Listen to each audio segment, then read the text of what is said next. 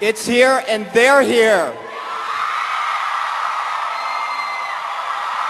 and gentlemen, Frank Spotnitz.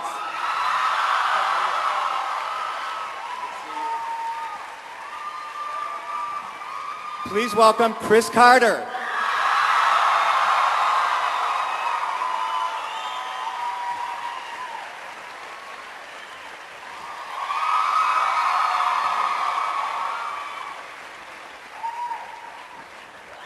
Gillian Anderson.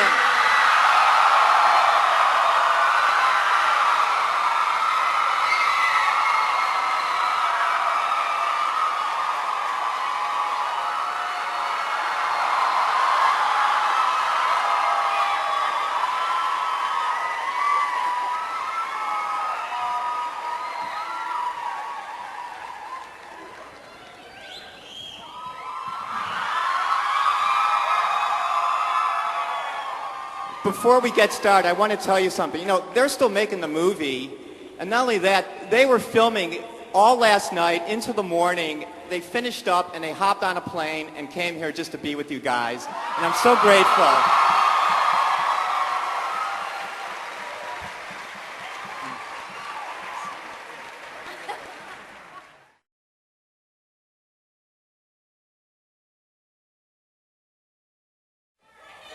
Why is it worth the wait?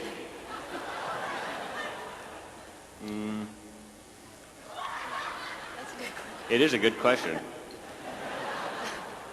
Because it'll scare the pants off you. Because you'll get to see Mulder and Scully again in a whole new way.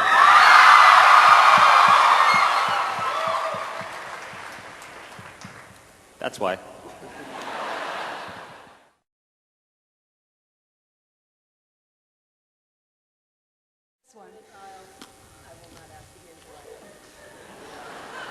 I'm sorry, what's the question? It's okay. Do you anticipate making any more movies after this one?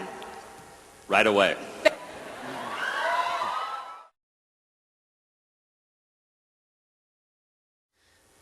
I had a really bad first couple of days. I thought that it was going to be really easy to just kind of step right into it, and I came to work very confident. I just sucked. I sucked for a good 48 hours, I think. Unfortunately, there were two very important scenes, but hopefully they'll just kind of dissolve into the rest of it. But it was harder than I thought. Maybe you should tell them what scenes you sucked in.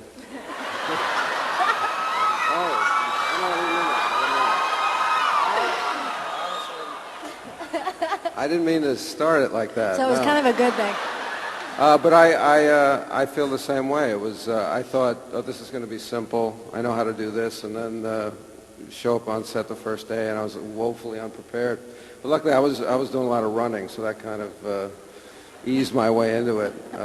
But yeah, it was odd because you want to, time has passed for these two people, just as time has passed for all of us, and we wanted to kind of honor the changes as well as keep them the same people. So it's kind of I think we're both trying to figure out how to balance that, how to make them a little older and yet be the same people in many ways.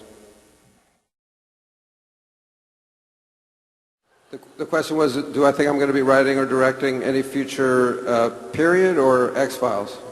Period. Period. Yeah, yeah, sure. I mean, I love that part of it. I love doing House of D, and I love it all. So thank you. So yes, I can't wait. As long as I get somebody stupid enough to give me the money to do it, I'm going to do it.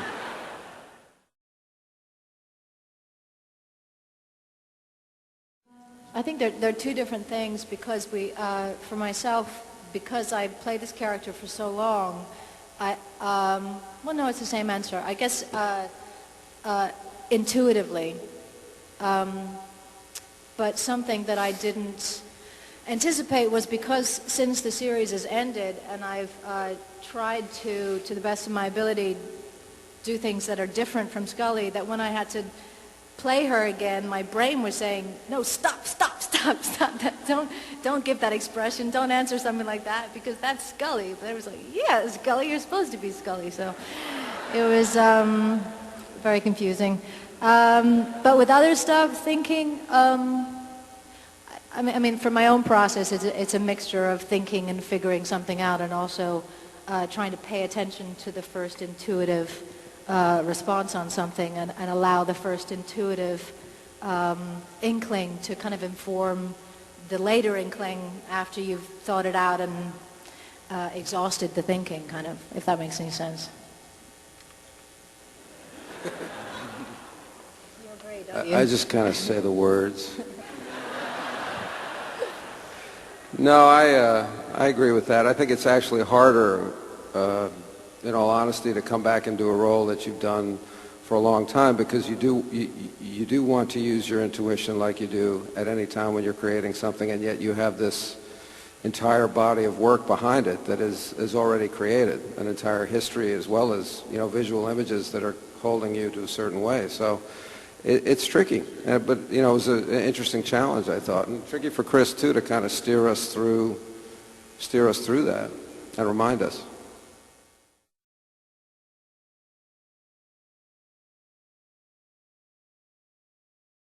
Writing is always hard for me, but I was surprised how quickly I reconnected with the characters of Mulder and Scully. It was like missing people that I had found. And, you know, they'd lived in my imagination for so long doing the series, and after an absence of 6 years, it was like there they were. And that came very quickly, and that was sort of a nice surprise.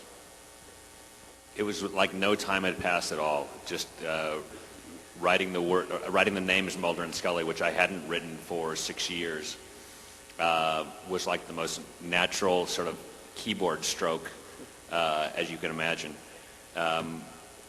It was like, I don't know, it's been like a dream, the whole movie making process.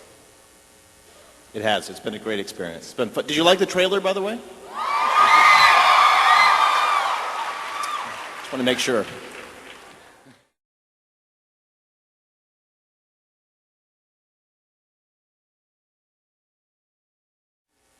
I'm not going to touch this one. I'm going to give it to my colleague here, Frank Spotnitz, who actually had more to do with The Lone Gunman than I did. The Lone Gunman were created, if you remember in the episode, first season episode, by Glenn Morgan and James Wong, and then we did the TV series. But Frank really had so much more to do with it, and especially that part of the storyline. I think he has a special underground connection. No, actually, no connection at all. But yes, Mark Snow is doing the score for the movie. But we were just looking for the most awful crime we could imagine, and it was as simple as that. And I think all of us, I hate to say that, my first thought that morning of September 11th was The Lone Gunman. And I was stricken with the thought that maybe we, had somehow inspired it in some way. And I was greatly relieved to learn the plot had existed long before that was on network television. And then disturbed that if we could imagine it, our government didn't.